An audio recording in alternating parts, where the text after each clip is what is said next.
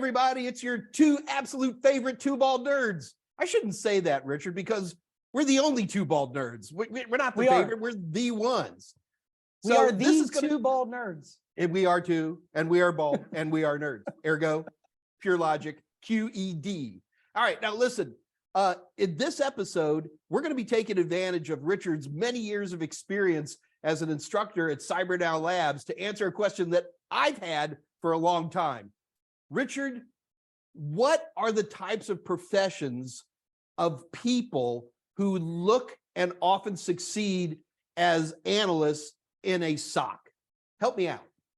You know, it's funny, actually, it might be shorter and it might save us some time if we actually flip that a little bit and talk about maybe who wouldn't actually be a good cybersecurity analyst, because so many different people from different backgrounds can be good cybersecurity analysts. But there are probably 5 that we could talk about that are, I would say, at the top of the list.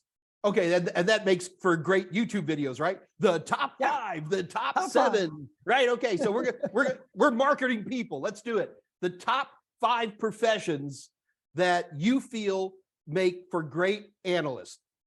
Lead on, Maestro. Let's start with number one. Number one, anybody in another IT field. And you could probably list more of these than I could even list. You've been in the IT field for so long, but help desk people, former QA, networking, developers, they've already got tech experience. They've already got the knowledge of a lot of different things that kind of get pulled in. They're computer savvy. It's an easy transition. There's a lot of different benefits that really help them out as far as becoming a good cybersecurity analyst. And I see any of these people would have like basic IP understanding, port numbers, all the basic underpinnings. Okay, I can see that. What's number 2?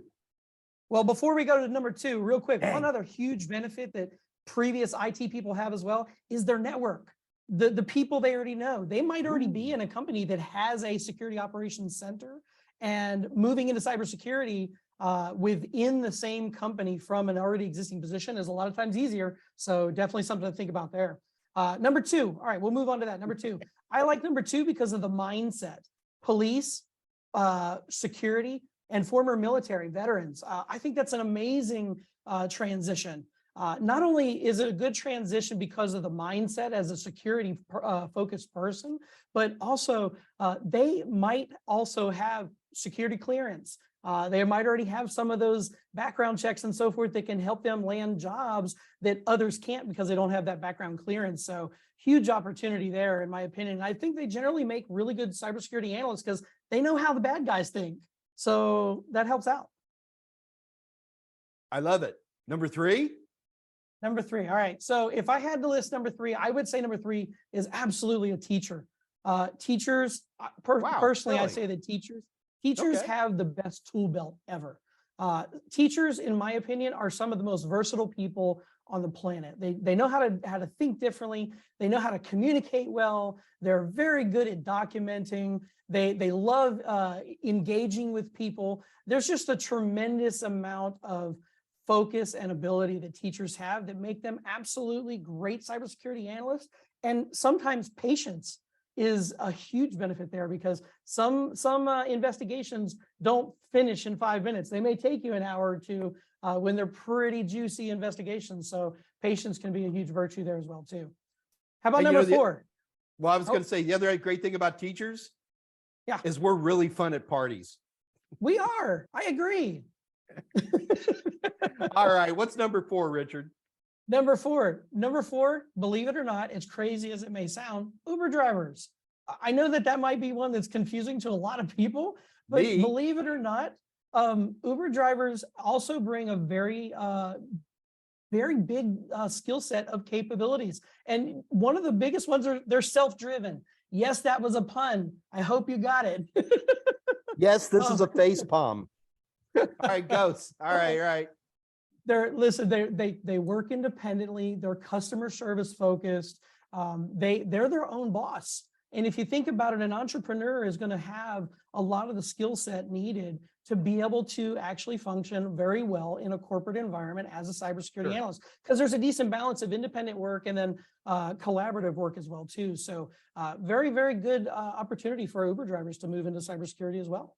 Richard, that is fascinating. I would never have thought of that particular one. But then when you talk about, as an Uber driver, you're an entrepreneur, you're dealing with mileage and maintenance, and you have to do the strategy of where you're going to be. That is fascinating. That's a new one on me. Thanks for that. Yep. So one more, Number 5, we're going to throw number 5 in there. please. Anybody in retail. Again, retail individuals have some of the broadest skill sets when it comes to their capabilities. I mean, they can do so many different things. You stop and think about what most retail people do every day. It's not usually just standing at a cash register. It's everything needed to make that business run and run successfully. They're the glue that holds it together. Without them, those businesses aren't successful. Well, cybersecurity analysts, they need to be very versatile. They need to have, a good flexibility. They need to have very, very good customer focus, especially in MSSP environments where you're managing and working for clients and servicing those clients. There's just a lot of skills that retail people bring to the table, which make them amazing cybersecurity analysts. So that's the top 5, Mike. That was pretty simple and straightforward. I love it, man. If you fit any of these criteria, you need to be taking a good hard look at the Cyber Now Labs program. We've been bringing people in from all walks of life and creating successful opportunities for them. Well, Richard, I think we've done another good job today. What do you think? I do. But one last thing before I go, and I'm just going to circle back around to the beginning. I mentioned there's a lot more than just 5, right? I've seen people from all different backgrounds: hospitality, retail, teachers, stay-at-home moms. Yes, that's a job, probably one of the ones that is the most underpaid in the world. Physicists, engineers, security people, QA, developers, help desk, insurance, car sales, veterans, salespeople. Mike, I could go on all day. There really is an unending list of people that can be very successful cybersecurity analysts. I do feel those top 5 are amazing. And if you're looking for a career change, we're definitely where you want to go to change into cybersecurity. So we'll leave it at that. Thanks so much. That was amazing. Listen, folks, if you're one of these different types of jobs, give us a holler. But if you're unsure, still give us a call. Just call Cyber Now Labs, talk to one of our counselors, and see if you might be a fit for Cyber Now Labs as well. The opportunities are endless.